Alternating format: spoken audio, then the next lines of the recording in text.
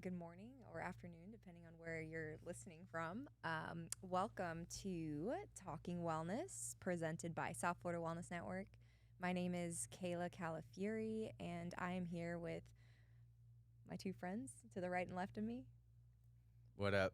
It's Michael, known as the camera dude behind the scenes. Yeah. And we got Mr. I'm Christian. I'm the second guy behind the camera. Yes, Yeah. sir. Yeah, I'm actually really excited about this right now. Me too. Yeah. If you can tell, guys, we're used to being behind the camera and not talking. Yeah. But we can do a little bit of both. We dabble Yeah. in both. Yeah. We're professionals, We right? wear both uniforms. All right. So today we're going to talk about. Yeah, well, October is actually ADHD Awareness Month, which we thought was like, man, this is such a great topic because I think that we're all connected to it in different ways. For sure. Oh, yeah. And so we're actually going to kind of discuss it from like different perspectives. And ADHD, what it actually stands for is Attention Deficit Hyperactive Disorder. And I feel like this term is like thrown around like so much Very now today. loosely. Very Yeah. loosely. Yeah. Like everything is like, oh, that's your ADHD or yeah, everyone claims to have ADHD. And I was actually doing like a lot of research to like really look up and see like, okay, like what are the symptoms? Because my son was actually diagnosed with like ADHD because there's like a difference in like the hyperactive And and- ADD, yeah. and the ADD. Yeah. And so I was like, oh my God, like it just blew me away with some of the symptoms Mhm. and that you have to have at least like 5 and they have to be like continuous, like Yeah. symptoms. Like Gotcha. because we all like can have like moments of like hyperfocus or moments of like feeling distracted or so I was like, man, I can identify with like some of these symptoms Absolutely, at times in my yeah. life. But so we're gonna be talking about ADHDs. It's ADHD Awareness Month, and actually I'm really excited to have Mike right next to me because he is somebody who lives with ADHD and Yep. has since like you're a child. No, yeah. I mean, I'm a big person as far as to say I do not want to use ADHD as a crutch. I never tell people I have ADHD, but it is something I definitely live with. I've told these guys, told Chris and Kayla that it's a spectrum thing. I think everybody at this point, the day and age of social media and how fast we live, I think everybody has ADHD as far as loss of focus and being a little bit hyperactive. But I personally myself have seen it firsthand. I've seen it today. When we were setting up the podcast and just different day-to-day things, and I've had to work around my life as far as to be as efficient as I can around those things for sure. And I know I'm sure Chris has some stories himself that, he's been through ADHD as well. Yeah, it's funny for me because even though I've never been diagnosed, I've been for years now studying a lot because my mom, she's a psychologist, and we had a conversation once about like how she grew up with ADHD and how my grandma grew up with ADHD, and I was like, do I have ADHD? Yeah. And I did a butt ton of research, Yeah. finding different symptoms, different stories, and what I realized very quickly, even though I'm not diagnosed, I share a lot of the symptoms, Yeah. Definitely. and kind of like you were saying, you were earlier, we were preparing for the podcast, and you were reading this whole list of things. Do you want me to and I'm read like, them? Please do. Yeah, let me just Because read I was this. like, oh my gosh, I need to figure this out. For sure. And I think it's like, obviously, like, we're not here to like diagnose people, but I think like when you get to know like that self-discovery, like educating yourself about yourself allows you to like be able to like move through life and say like, what, this is how I can like cope with this. This is how I can use this as a strength. This is how this actually now works in my life rather than hinders my life. But okay, so let me read these because I thought I too was like, wow, blown away. Okay. So there's ADHD that's predominantly inattentive presentation. So this is like without the hyperactive impulsivity. It fails to give close attention to details or makes careless mistakes, has difficulty sustaining attention, does not appear to listen, struggles to follow through with instructions, has difficulty with organization, avoids or dislikes tasks requiring sustained mental effort, loses things, is easily distracted, is forgetful in daily activities. Wait.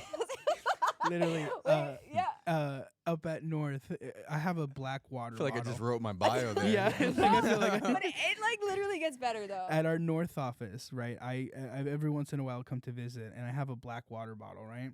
And it's happened, I kid you not, like 5 times since I've been working here, that I'm like, where'd the water bottle go? Where'd the water bottle go? It's like, oh, it's at North. Okay, I'll go get it next training or whatever. Yeah. And then same thing down here. It happened last week. It was like, where is that water bottle? Left Yeah. at the top of the fridge. And I don't know how many times Mike has come back in for his keys. You know, like he will go and like leave. It's like I said, it is very much an everyday thing that I go through. You know, it's something that I've learned to deal with. Like my mom, she knew from day one that I had this, and she did not tell me until I was about 20.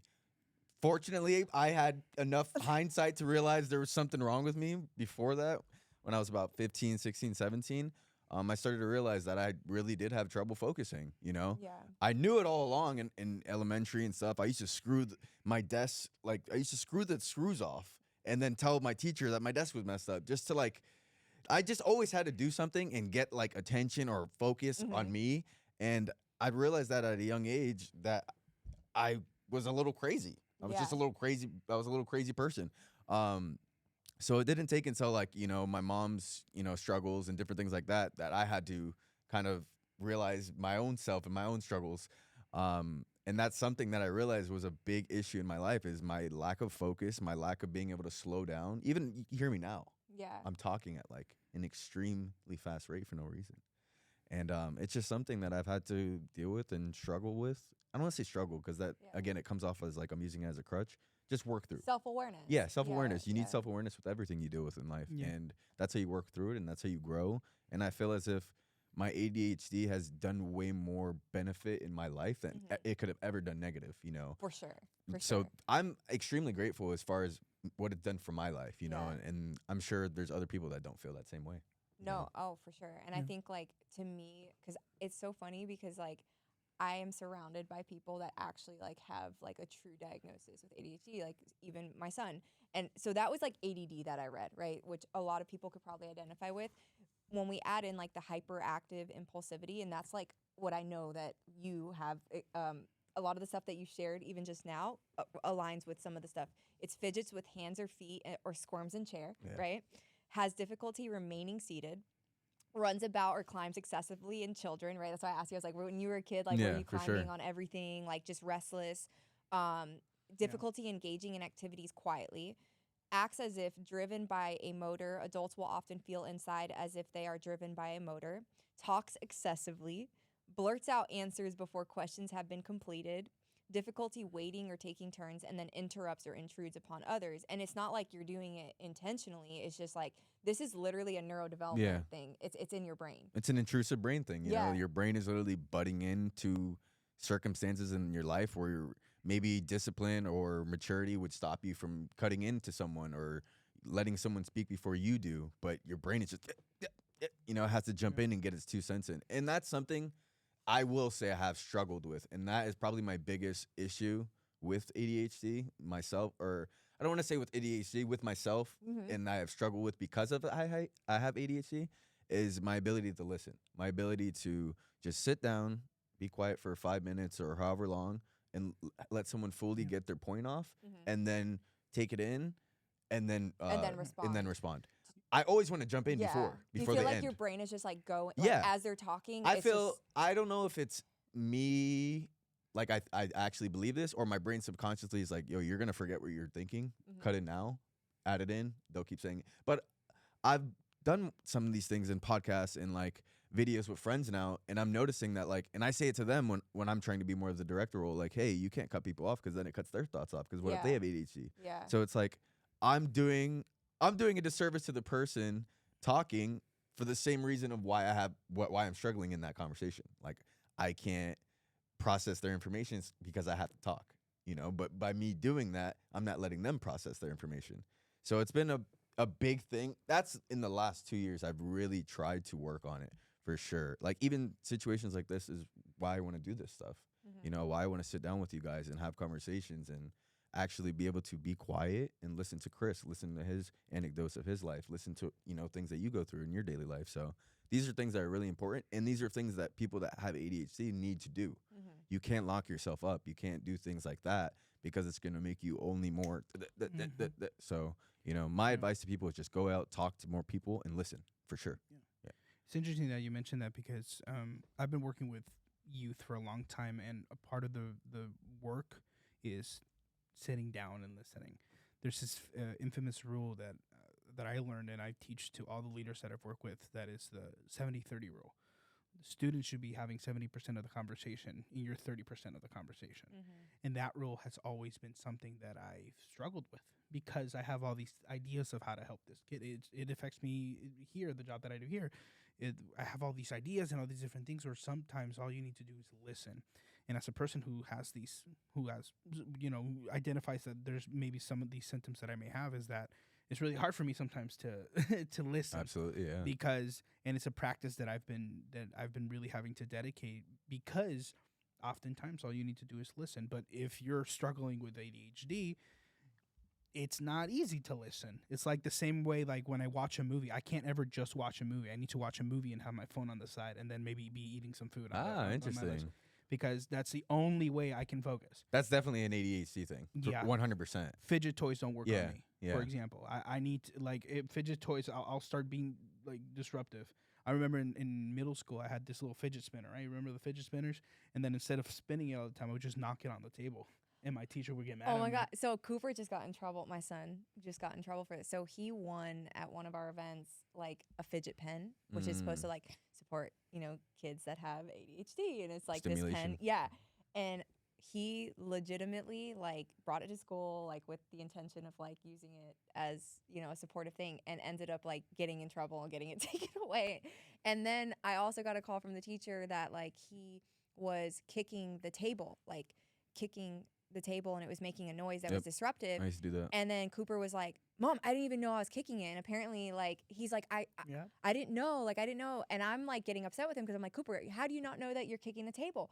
But it really is like just a thing that he's just doing. It's like a nervous energy tick. Yeah. It could be, if you truly have ADHD and like you're diagnosed, your brain is going to make you do things like that. Yeah. It's going to make you have little nervous ticks or whatever is going on. Let's say if maybe he didn't study for a test or whatever, those little things are going to make you feel a little bit different in your body. At least me personally. Like, let's say if I cut a guy off in the road, the next time I pass him, I'm kind of just going to be a little like, turned off. I mean, that could be a human trait. Absolutely. But I feel like, at least when I was little, I used to kick the desk all the time. Yeah. Like, I would kick the desk all the time. My teacher would be like, "Yo, like, why are you kicking this?" Did I'm your not. teachers tell your mom all the time, like, Oh, your 100%. kid is distracted? I was the your number one kid is person always- in the principal's office all the time, but it wasn't because I was a bad kid.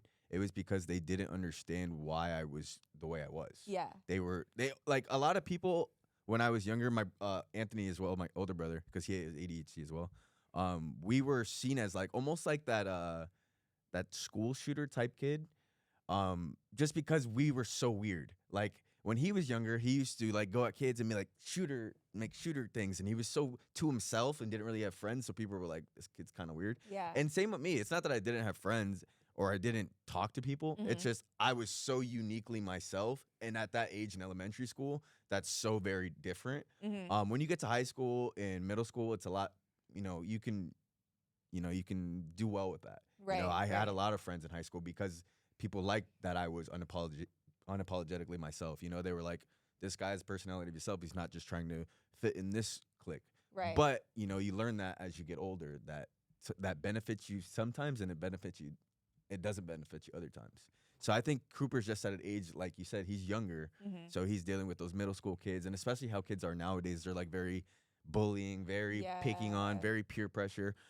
So he's probably just going through that phase, and he's probably just needs to realize, that it's not that big of a deal. It's just something that he's struggling with. Yeah. And not saying not big of a deal, not trying to minimize his issue, but it's just saying like it's not something to focus on because he's normal. Like that's normal. Yeah. I had a conversation with someone the other day. Sorry to take over the conversation, guys. No. And we were saying, what is normal? What is normal nowadays? Right.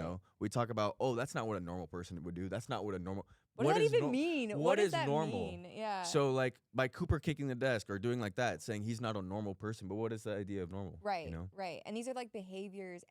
Honestly, I feel like after like reading and like researching a lot more into like ADHD, I like want to sit down with him because you just talked about like you didn't know when you were younger, and like he's heard the term. Obviously, he's been like diagnosed with it, but like to really understand, like, hey, this is kind of, these are these symptoms, like, because I know my kid resonates with all of this.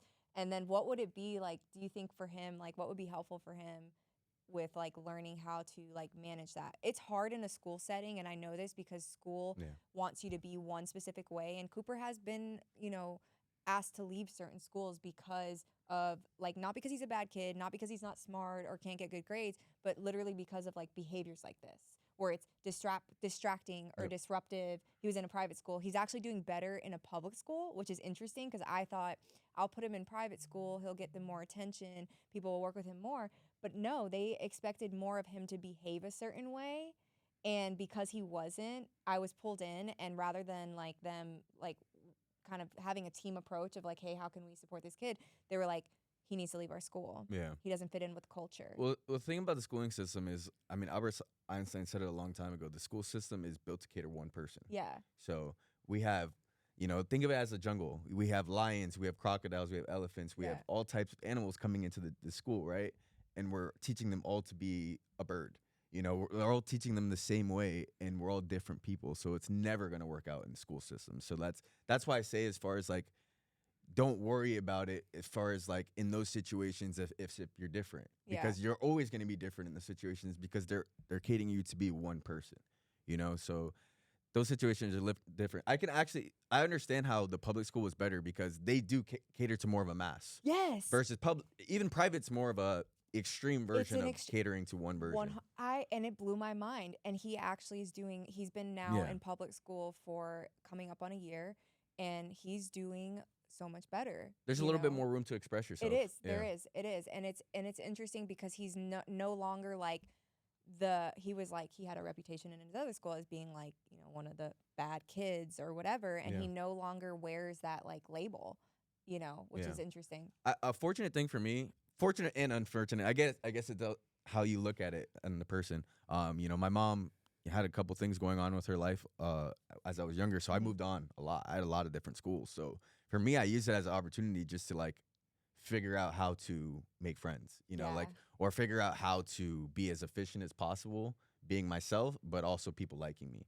So again, back to that, like my first situations, like in school, like elementary to middle school, and the first times I was doing that, I couldn't find friends. I was seen as that weird kid, that impulsive kid, that just kind of bounced around. And then as I go older and I kept moving and I learned to not care so much about what people think, and also kids got older and they stopped caring as much. I started to really find my people, whether that be for 5 months or 3 months or however long I was there, whether it be through soccer or through technology or through video gaming or whatever it is. That's another big thing about ADHD. ADHD is hyper focus. So whatever you're focused on, typically boys are going to be focused on sports or video games, different things like that. And then girls, whatever they're focused on. I don't know girls' perspective, so I don't know what they're focused on. They're going to be really good at it. Yeah. So I was insanely good at video games. I played video games. I was sponsored by YouTube. I got sent free controllers. That's so cool. And this was all before the YouTube phase. So I had like a channel with 30,000 subscribers. I didn't even realize it was a big deal. By the time I went into high school, I deleted it because I wanted to start seeing girls. So like, these are things that like I was so good at it and I didn't even realize it. And then I just dropped it and moved on to something else because that's how my brain works. That's how ADHD is. You focus on something so heavily until you're really good at it, and then you kind of bail onto something else. I still do that to this day. Yeah. I like videography work. I get really good at it. Boom. Let's start doing After Effects. Boom. Let's start doing broadcasting. Yeah. So like I want to be a jack of all trades, but the negative of that is you're never a master of one. Exactly. You know? Yeah. So and that was my problem with music. that's the crutch. That's a crutch with ADHD. The very first instrument that I ever grabbed was the guitar, electric guitar, because I wanted to learn how to shred. Yeah. Hated it. Disgusted by Yeah. it. Then time went on, and I was like, okay, drums. Drums is fun. And I played drums for a while, and then I was like, but the guitar looks so cool now. When I got into middle school, I was like, okay, I'll grab the guitar. Like, oh, but you know what looks cooler than the guitar? The piano. All right, let me grab the piano. And like, it's funny that the way you say it, because it's like, oh, and then it was like singing. It was like, okay, I don't really care about singing. Yeah. And then I got into high school and choir, and then I got into college, and I was like, maybe I should improve my singing. And then like it's like a whole line of things, but kind of like you said, you never become a master of it. Yeah. Because it's just like a jack of all trades, which is good and bad, but just like you said, I challenge. it's like, I have struggles with that too, though, because I'm a person that is like doing 1,000 projects because everything that like catches my eye, and I can get very hyper focused. Like my friends know, like I will go 0 to 100 on something if like it brings interest to me, Yeah, and then I will absolutely. like go into You're a black passionate hole. about it. Yeah. Yes, and then but then I can, like you said, I'll get really good at this. I'm working on this, and then all of a sudden there's something else that catches my eye. And then all of a sudden I'm like moving and moving and moving. And so then I would leave a lot of unfinished things. And that was Absolutely. something Yeah. that I was like, man, like I am a great starter of things, but a poor finisher. Yeah. And that's an awesome thing that people could do, is to acknowledge that. Yeah. Once you acknowledge that, and that's something in the last maybe year, I'm 28 now, and it took me 28 years to realize that now, is, hey bro, like it's all fine and dandy to be good at a bunch of things, but if you can't be really good at one, you're never going to find a career, Yeah. you're never going to be able to exploit your passion, you Yeah. know? And that's why, in the last couple of months, I've been focusing more on the video and doing stuff like that, so I can really, give myself a fair chance Mm-hmm. at life, give myself a fair chance at making it in that field. Yeah. Because it's all of us, like that's what I said, as far as it's a spectrum nowadays. Everybody has a little bit of ADHD. We're kind of like a liability to ourselves, We will do all this work and we'll go on YouTube and learn all this stuff, and then we'll turn around and do something completely different and turn away from all that work we did. And that's a detriment that those people that do that to themselves, like me, I do that to myself. My brother does it. He'll be a biker and he'll be insanely good at writing, and then he'll go printing. He'll go to a print shop, and then he'll go to logo design. And that's just, it's part of ADD. Like, and it's part of, me and my brother are very similar. It's part of our specific ADHD. I never thought I was a creative person, but I am. You are extremely creative. I'm extremely creative, as I've in the last 2 years, I've realized. And as far as like, not even this stuff, not even as far as video making, just how I think. Right. As far as conspiracies, different things, like my brain can never think on the set way that people want me to think, and that's what I'm saying as far as creative. My brain always has another way. Well, yeah, a lot. It's like this outside of the box thinker. That's exactly it. No, yeah. 100%. And I see that, because I when I met you and like just getting to know you, I think you're extremely creative, and it's not necessarily all of these things. Yeah. I think because you're creative, you would always essentially find yourself in some things like that, right? And that's why I think with ADHD, when we talk about like, well, what are some of the benefits when you figure this out, is like, man, they make some of the greatest entrepreneurs, right? They make some of the greatest like creatives that actually go out and like do like, I think 90% of billionaires are diagnosed with ADHD. For sure. I've Like, heard that before. It's like something staggering. I mean, look at Elon Musk. He has he's on the spectrum. I he's don't know he's exactly completely what- on yeah. he has Asperger's. yeah. So he's Like, yeah. literally that's Asperger's is that's almost Down syndrome, Yeah. pretty much, So I mean, I don't want to speak exactly like I know the scientific norms about it, but I worked with those communities before, and they're very hyper focused, very different people, But look how successful he is. Yeah. Because he's been able to hyper focus that into Right. one category of life that is, very prosperous, and you make a lot of money in. Yeah. And it's a very interesting thought process when it comes to the capability of humanity. Like we don't. If you work hard on something, doesn't matter your past, doesn't matter your condition, doesn't matter what you're struggling with. It is possible. Right. Absolutely, right. yeah. And that's kind of one of the things I love about Software Wellness, is that we kind of preach that wherever Right. we go. It's like just because you've been through some sort of substance or Well, some it becomes sort of your mental gift. thing. Like Yeah. Exactly. to me, it's like these things is how we look at it, right? So like oftentimes the way our perception on something, if I think something is hindering me, because we can say, hey, this is a disorder and these are the things that come along with this disorder, but it's also a gifting, and it's something that like if I learn about myself, like you said, I become self-aware in the areas where I may, it may be a little bit harder for me to sit and listen, but now I've taught myself this discipline because I realize it's necessary. But you've also put yourself in places where you are preaching this, right? Like where you're seeing, like you're behind the scenes. So you have to tell this to people as you're listening to like their podcast, how they interrupt, and you're recognizing that in yourself, but you're using a lot of like the things that come along with ADHD and the way that your brain works for the benefit of the world and for yourself, I think it's along with what you're saying. experience and experience in those perspectives of other people is going to be the most beneficial thing for an ADHD person. And by that, what I mean is I'll never know the how ADHD could hurt someone or how ADHD could step on someone's toes unless I'm in a situation like this. Let's say I'm talking with you right now and I'm cutting you off. Right. I'll never know that my ADHD is getting in the way unless I do this. Right. And or let's say I go out and I forget my keys. I'll never know that I'm this way unless I'm getting out in those situations. So back to like what you're saying and I was saying it earlier, you need to get out. You need to do more stuff. You need to engage more. You need to step outside your comfort zones because again, ADHD is hyper focused, but those are typically hyper focused on things you like. Yeah. You're not going to be hyper focused on a Spanish lecture. Oh, well, I don't speak Spanish. Like a random lecture about something that you hate. Me neither. You know what I'm saying? Like, no one's ever going to be hyper focused on that. Yeah, and that's yeah, not yeah. an ADHD thing. That's a normal person thing. Right. You know, but it does affect us a little bit more. You're like, my brain's going to turn off. I'm going to be like this. I'm going to be thinking about my artwork at home while I'm in this lecture. And then they're going to call me and I'm going to be like, that's something that will affect an ADHD person a little bit more. Your inability to hide your lack of focus, for sure. Oh yeah. But again, I've had my fiance. I've had her.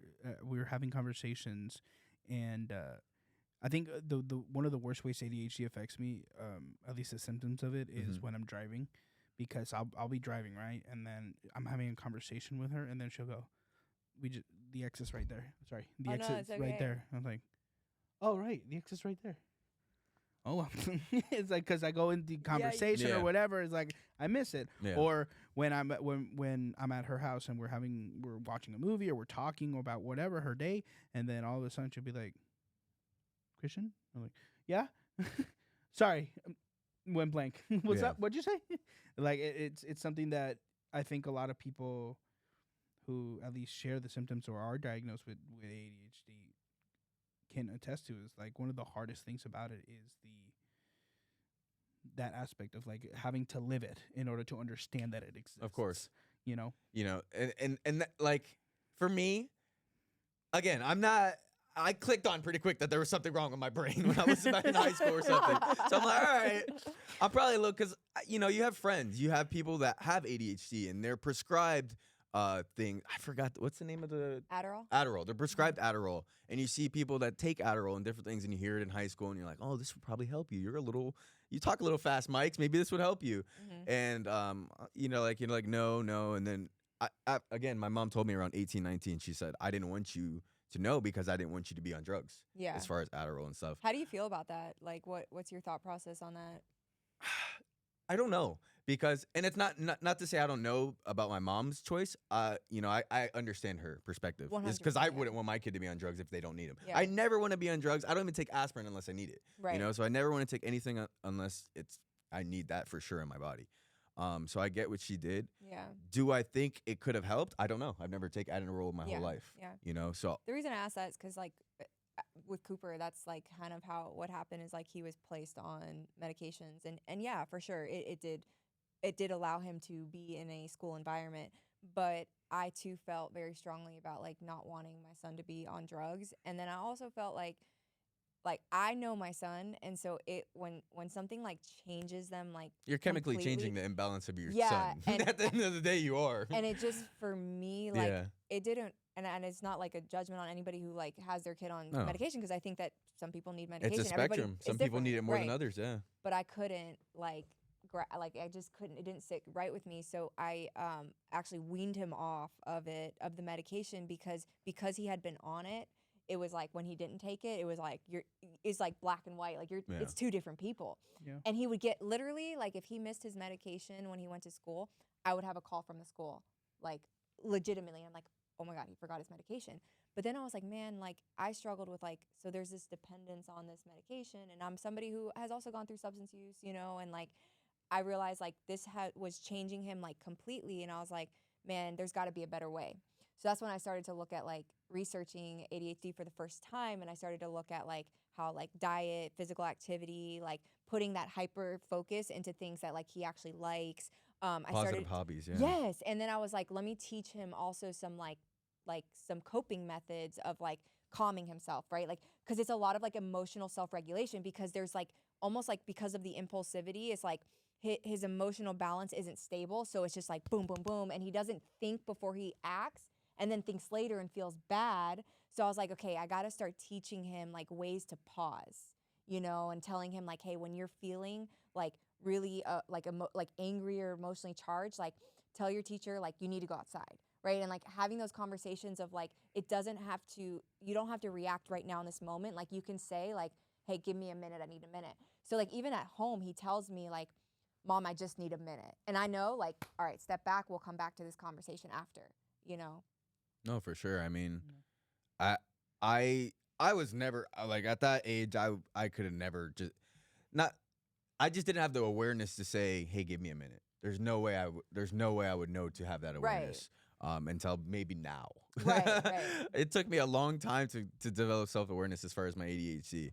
A lot of blow ups, with my mom, a lot of blow ups with family and just people in general about my disagreements. Mhm.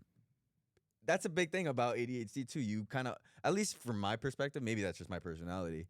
You kind of always feel like you need to blurt whatever's going on out, Mhm. and that kind of holds.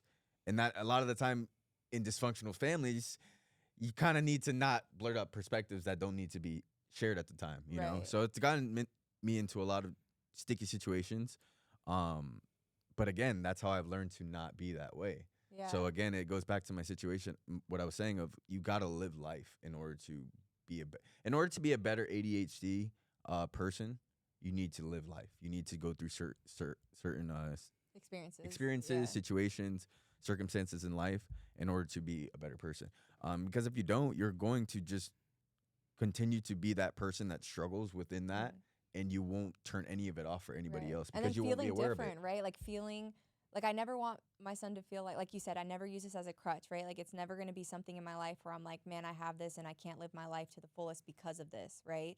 And so it's the same thing like I want for Cooper is like, yo, like use this to your advantage. It's a superpower at the end of the day. It should never be like you're saying. It should never ADHD should never be like something where it's like, dang, this kid has ADHD. He's so weird. It should never be something like that. I mean, I get at young ages, it's gonna always. It's hard because it's almost impossible. There's so much judgment. That's where you just can't care. Yeah. But you just gotta get them focused on something. Something I'm very grateful for my mom, and you know what she did for me is put me in sports. Yeah. You know, I had been in sports since I was 4. I played soccer my whole life. I made a lot of friends, and I was able to use a lot of my energy and ADHD and just shift it straight into that. Yeah. You know, and I was really hyper focused. I ended up getting some good offers. I went to college. I played in college, you know. Mhm. So it helped me do a lot of benefit in my life as far as making friends, doing things like that. So that's one thing that you have to do if you're ADHD. It goes back to the thing I was saying. You have to live. Yeah. So you have to do things. You have to get in sports. You have to start playing video games can even be beneficial sometimes as long as you don't. Everything's balanced. Let me ask you this. Do you drink coffee? No. Okay. Imagine if I drink coffee. No. Listen.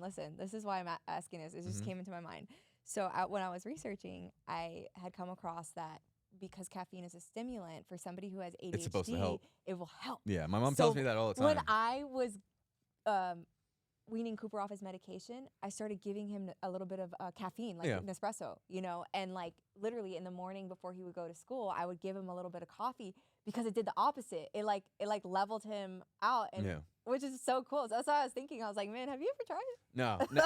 I mean, I've drank coffee. Yeah. But like never on a consistent basis to be able to tell. Oh, these last 2 weeks, I've been a lot more proficient than I did. Yeah, You know, I think about it because I know your brother drinks coffee sometimes when he's like doing like printing and stuff. Yeah, for sure. I mean, that guy's up at like 5 in the morning, so he He's definitely like, needs coffee. But no, man, I can't. If I drink coffee, I'd be speaking twice as fast. You think so? No, 100%. It wouldn't level me off. I think it just kind of, knocks me out a little bit more. Yeah. Okay. Yeah, it will just amplify me a little bit more. I think the best thing you know what it is? I'm always going to be this way. Yeah. With things that I'm passionate about. I enjoy podcasting. I enjoy talking. I enjoy, having conversations with you guys. I enjoy doing videos. I enjoy So anytime I'm doing stuff like that, I'm always going to be a bit energetic. I'm always going to like. But that's even- a good thing. No, it is to a degree. I mean, I guess it depends who you're asking. But like even when I go out with my family and we're having conversations, and Nikki will be like, "Dude, you're getting really loud," and it's because we're just talking about stuff, and I'm just Oh, having my a good goodness. time, I'm Passion, having and fun, it's and I'm like- yeah, and we're talking about a topic that maybe I feel particularly inclined to talk about, Yeah. and yeah. I get like that too. So I though. don't think I'll ever turn that off. Yeah. You know, Yeah, it's- I'll never turn that off. You know, so it's just about being around the right people that are going to accept you for who you are. Yeah. Because really, at the end of the day, if someone's bothered by you just talking loud, it's a them problem versus a you problem, and that goes back to the like why in high school it's a little easier versus when you're in elementary. Yeah, 'Cause in middle school. everyone's just gonna hate everyone for no reason, just Yeah. because that's how it is. You know. You know, it's interesting. The reason I started laughing is because, again, it's like everything you say, I'm like, oh gosh. I We're was- all kindred soul. All of us are kindred souls. All of us ADHD people. We're very similar. Yeah. No, because it happened recently. I was playing with board games with some friends, and I was explaining the rules of this new board game that I bought. So excited, and then one of them looks at me and he goes, "Why are you screaming at us?" And I'm like, I wasn't trying to. I'm sorry." And then it's my entire life. I'm always the loudest person in the room. Everybody says like, "Christian, why are you being so loud?" And I'm like, I This don't is know. the way I talk. I'm Yeah. Puerto Rican, and like that's the only excuse that I can ever give. And they're like, okay, sure. But I do have a question. What do you to start wrapping up a little bit? No, yeah, What do absolutely. you? So what do you tell people who are kind of like? I don't want to say that I'm in this situation, but I'm in my thought process on this is a little bit like I don't know if I want to get a diagnosis because I don't know what to do afterwards. Okay. You don't even have to finish your question. If I don't want to cut you off though. No, but that was but, Well, that's a part of this. I was even gonna say that too. interrupting. I was even gonna say something like that. Like as far as my own situation, if my mom had told me, and I had, let's say I never did drugs or whatever. Like when she told me, and I look back at my life, how did it affect my life really? Like me having ADHD and her not telling me. I look back at it as far as that, and I'm like, I was a little quirky, I was a little weird, a little more outgoing than most people. And I look at other people and I base my life against others, and I'm like, dude, there's other people that are gonna have those same struggles and same things. So like, is it worth me putting my whole 8-10 years on drugs to get rid of that? No. And that's what I would tell other people. Like for yourself, do you think your life, like so far, do you think there's something missing, or do you think that you're that inefficient to the point where you need to get a diagnosis? If not, if you feel like, yo, there's something wrong with me, blah blah blah, like I don't know, then I would definitely look into it. If Well, not, but what are then- you looking for in a diagnosis That's- anyway? that's kinda what the I'm saying, thing. It's that- like Yeah, It's because it's So like that's why my would I question. go? You're If- trying to find answers for something that's like, you already see this is it, but I've already am learning like to live with this. a I'm hard learning question. how to harbor. It is. yeah, right. But I think it's like it's really what you feel like you need. Like if you felt like, man, I need this for some reason because it's gonna complete me with understanding myself, Yeah. then I would say, yeah, go for it. Yeah. But if not, it's like, no, man, like, yeah, I identify with those things, and it's a hard question, I say, because there's gonna be two people asking that question. Let's say you're asking that question, someone else asking that question that's completely different from you. yeah. And for you, it might be like, I need to find out this information because I need to, I want to see how it affected my life and da da da. And that other person could be trying to find a reason to make it a crutch. Like once they're diagnosed, now I can't do anything right. So like that's why I say like, I don't think it's necessary. I really Yeah. don't, unless you really find yourself struggling through day-to-day life and you're like, dude, there's something wrong with me. I don't know how to control myself. And you're like, and you're actively trying, then you should get help. But if not, yeah. people need to stop finding reasons for why they're being. Well, it goes doing back to things, labels, right? Like okay, like the labels, and I think labels can be like a negative thing, Like I think self-discovery, to me, like life is about self-discovery anyways, and before we put like a name to this, it would have just been like learning about who I am. Exactly. And I relate to Mike because we both, do X, Y, and Z, but in humans we want to put language to something, Yeah. so we will group, everyone has this characteristics, we're going to call it this, Yeah. know, and don't get me wrong, there's scientific studies where it's like actually something in your brain and stuff like that, but if you're just like researching just to learn, because I feel like everything that you need to know, like you can research and learn. Like I learned so much through just starting to, I made all of the decisions for Cooper because of doing research and saying, you know what? And then just seeing experience, right? Like life, like seeing the life experiences, seeing this is what he looks like on medication. This is what it's like not. Obviously, if we're going to go with the not, then we got to figure out some things to hone in on his ADHD as like strengths, you know? But I don't even care about the label because Cooper's Cooper.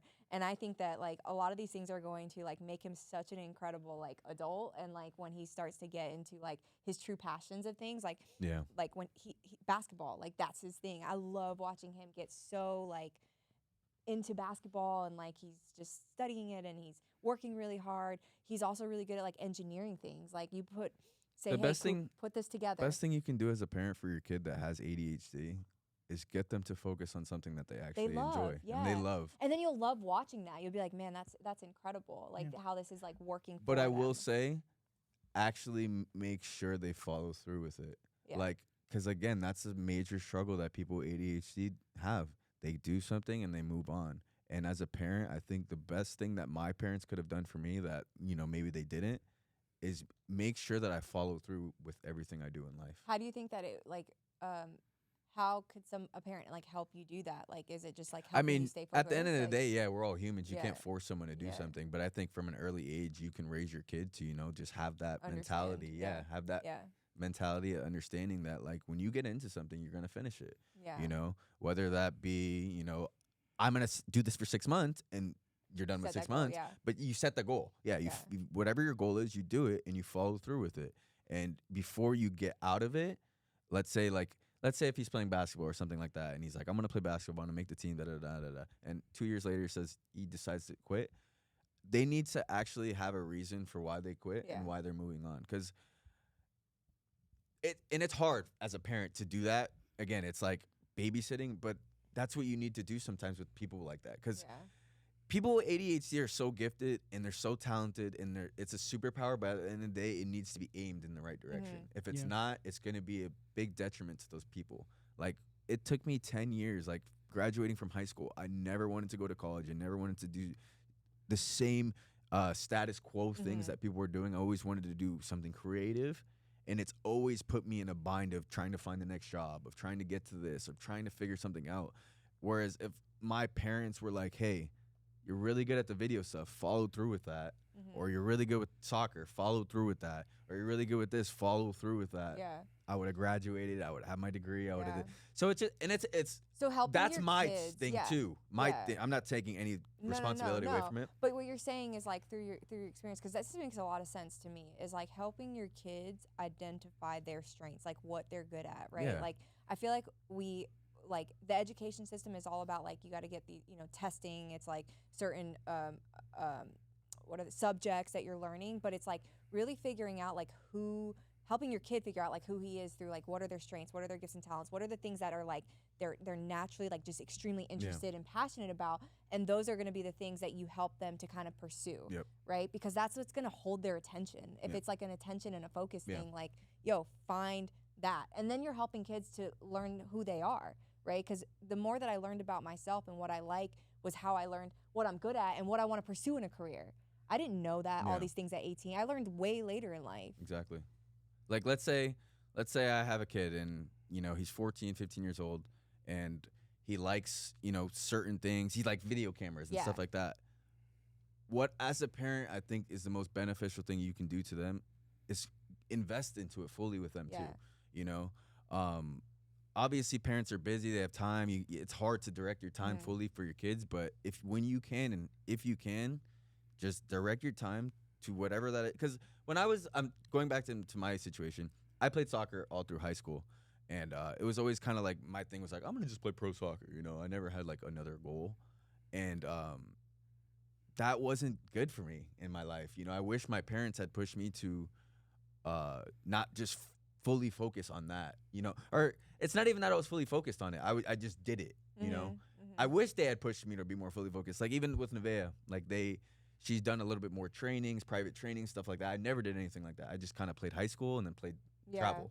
If I did private trainings, different things like that, I never hyper focused into On something that I was something. really talented Yeah.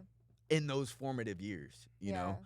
And those are the most important years. Those are your molding years. Those are your sponge years. Yeah. So I think, let's say with, Cooper, if he really loves basketball, you know, if he really loves video gaming, computers, He does like that. you Oh my gosh. that's what guys like. Yeah. You invest that time into him and show him like you know, whether that's helping him build a PC or you might not know how to do that stuff, but like That's what he showing wants, a PC. yeah, I'm showing like, him what is this? showing him that you're invested in Yeah. that stuff, because it's gonna make them just want to do it more. Yeah. It's gonna make them want to do it more. It's gonna make them want to focus on it more. It's gonna make them want to level up in it more, and it's gonna only make that like. Look at the careers nowadays Yeah, between social wild, media and for sure. marketing. Like, dude, you can do anything you want. So, like, if you're focused on it from 14 years old to 15, 16, 17, by the time you're 20 years old, You're 6 gonna years, be- you're going to be a rock star. Yeah. Look at all these editors and kids that are insane at filming nowadays because they realize through high school, What I'm they going to liked, take this yeah. time where I don't have a job, I don't have massive responsibilities, and I'm going to go do things. Yeah. You Who know? was it, Mr. Beast, who started when he was like 16 or something? Oh, like yeah. that? Yeah. Yeah, Now he's like yeah. one of the biggest people on the internet. Yeah.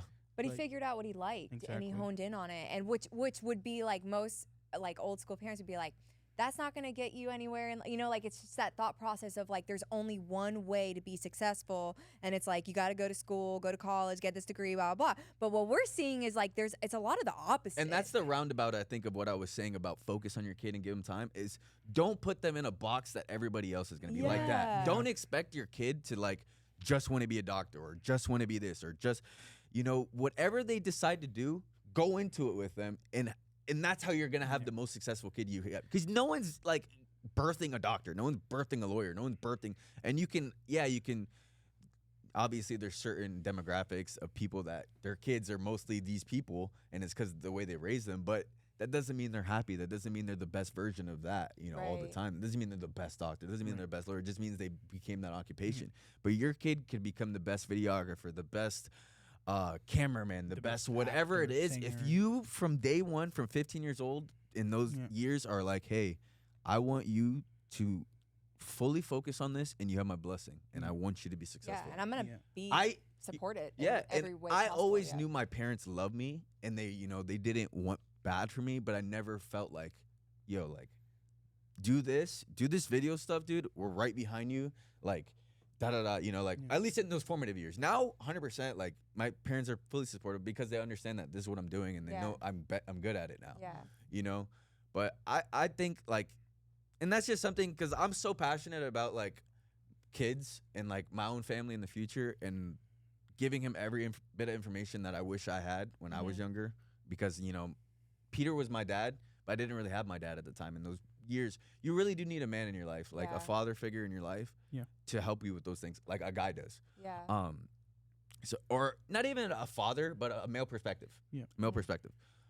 So a lot of those things were challenging for me as far as like learning how to make a career out of what I was good at. Yeah. You know. And But and to kind going of that flip for the years. coin a little bit, I also I think it's important to mention that I understand the parents that are really honed in on trying to get their kids to get these insane careers, because at least from my experience with my family, a lot of the times they went through struggles. They Yeah, went through a they lot. know Oh, of, what absolutely. to a do, lot, and so they don't want their kids to even be close or remotely close to those Yeah. issues. So they say like, why don't you become a lawyer? Why don't you become a doctor? That way you can Yeah. get a whole bunch of money. You can move into this big mansion. You Yeah. know, have a great family. It's like, but at the same time, you know, one of the things that I value from my family is that they never put me in this box of like, Yeah. this is what you need to do. They were always like, okay, whatever you do, just make sure it makes you happy. Whatever you decide, because in high school I really wasn't 100% sure what I wanted to do. I had a couple ideas, but I didn't know. Mhm. And it wasn't my mom. She actually had a conversation with me before I started school, and she said, "Well, Christian, just whatever you decide to do at that time, whatever you decide to major in, just make sure it fills you with life, because Yeah. nothing sucks more than waking up for your 9 to 5 and hating every moment of it. You know, it's like." There's and actually I have a research question about for you. Do you think, back to what I was kind of saying, do you think that it would have been a little bit more beneficial if she gave you a little bit more guidance and it was like, because you said, you know, I want you to fill yourself with something that fills your heart, right? Right. Did you have at the time something that filled your heart specifically or nothing? No, not really. Okay, so maybe that was a little bit more of the difficulty, yeah. It wasn't until college when I was like, oh, okay, working with young people, because I've talked about it before in personal settings, but when I was younger, I was involved with youth groups and whatever, and there was a portion of time where we weren't being represented, in wherever I was at, right? Or we weren't getting what we deserved as a group. Yeah. So I kind of had to stand up with a friend of mine and be like, hey, this is not okay, so we're going to take over. And then the leadership was like, no, you're not. And then finally found someone. Yeah. So it's like from a young age, I kind of had this feeling of like, okay, someone's got to advocate for young people. Someone's got to fight for young people, right? And so the passion really didn't come until college when I actively started working with youth. And I was like, oh, okay, this is kind of where. And it's interesting because going back a little bit to the ADHD, even in my career, I explored different venues, right? I learned as much as I could learn. I ventured in different areas. I switched my major like twice. I've said this before. Before this, I was a preschool teacher, and because I thought maybe something different to build my resume could help, Right. And all these changes and all this time and all these long processes and mistakes that I've made have kind of led me to be like, okay, I think this is what I want to do, and I think because it fills me with passion, So kind of talking about what we're talking about right now, I think that's something that I appreciated from my family, and I can definitely recommend to the viewers at home, is to, if you have a kid who doesn't really know what they want to do, right, and they're kind of like, I'm going to college because you're asking me to. Explore that with them, Be like, okay, I don't want you to just go to college to go to college. Yeah. Like, Right. That's find passion. that was That's kind of my huge, biggest but point. that's huge. Be present as a parent. Yeah. Like, I think an ADHD kid needs more present parent than a normal kid. I agree. And again, what is normal? Right. Who doesn't have ADHD, right? I don't even But- think it's that they need more presence. I think it's that they need a parent that thinks outside of the box too. Yeah, Because that too. it's really about that, right? Like, and that's what I've learned with like raising Cooper. Like, I have grown and learned so much as a parent with him because he's such an outside of the box Different, kid. Yeah, different kid that I'm like, man, like I need to explore these things with him. And because of my own journey of like obviously self-discovery, because I'm thinking about like, man, bro, when I was in high school, like I was not, first of all, I ended up a high school dropout, right? Like, got kicked out of school because I never showed up for school. I had no idea what I wanted to do with my life. My life was so messed up at that time. Yeah. I was like on drugs, like just on the wrong path. Like, it wasn't until I was older that I started to understand like who I am. Like, my whole struggle was like my identity in high school and like trying to live up to, because I was always considered like the smart. Like, my family looked at me as like, she's gonna be a doctor. And I had so much pressure put on me because they were like, oh, Kayla's so smart, Kayla's this. And I got like straight A's through elementary, and I was always performing. Like, okay, I had to be like, I had to have this, I had to like reach perfection. And I think that it just like, it crumbled me as a person because I never felt like there was space for failure. And what I've learned as an adult is like, bro, like my growth and like my deep understanding and has all been rooted in my failures.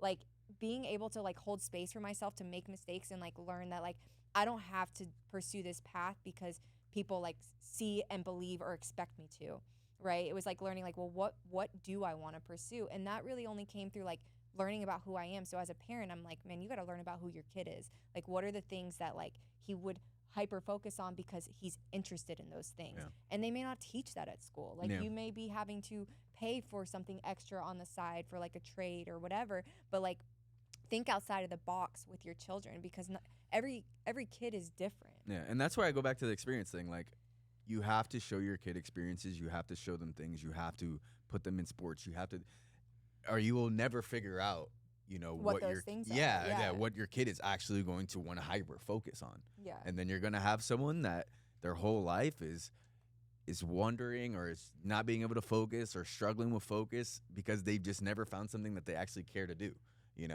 Because like I said, it's a superpower. It Yeah. really is a superpower. If you find the purpose for an ADHD person at a young age and you give them time to develop it, there's only success in that person, if you ask me. Yeah. It's just there's a lot of people with ADHD that never get to find that version of themselves because they don't experience life enough. Yeah.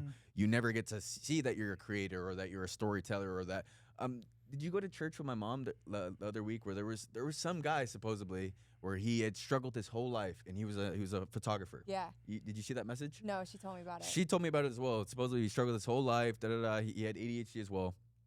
and he just found a way of making it in his particular way of taking pictures. I think from what she had told me, and now he's extremely successful. You know, he grew up in the hood and struggle and all the stuff that we've grown around, and he made a way from it. He's extremely successful, and it's because he hyper focused on something that was his passion and what it was truly meant for him. You and know, it probably was like an escape for him too. You absolutely. Know, like absolutely. And those times and those struggle, and if he was struggling and he was in poverty, I'm sure it was all an escape for him at the end of the day, whatever the artwork, you know, and stuff like that.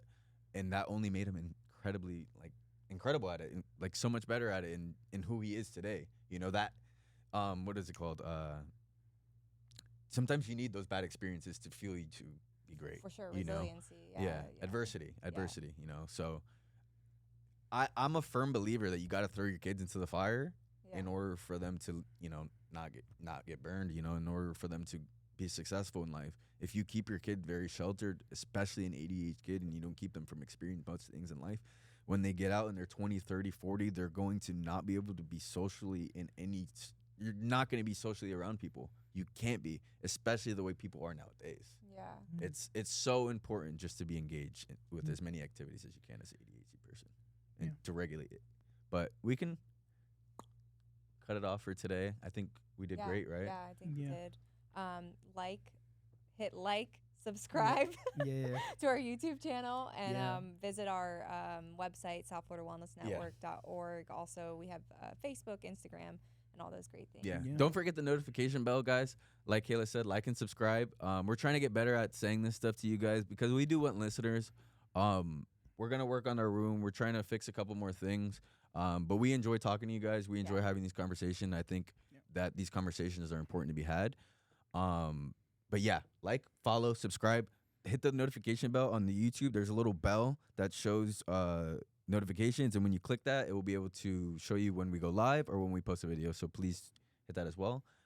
Thanks, Chris. Thanks, Kayla, for having me on and talking to you and stealing a little bit of your ears a little bit. I know, this has been amazing. It's awesome. Yeah, I'm super appreciative. But we'll see you next week. See ya.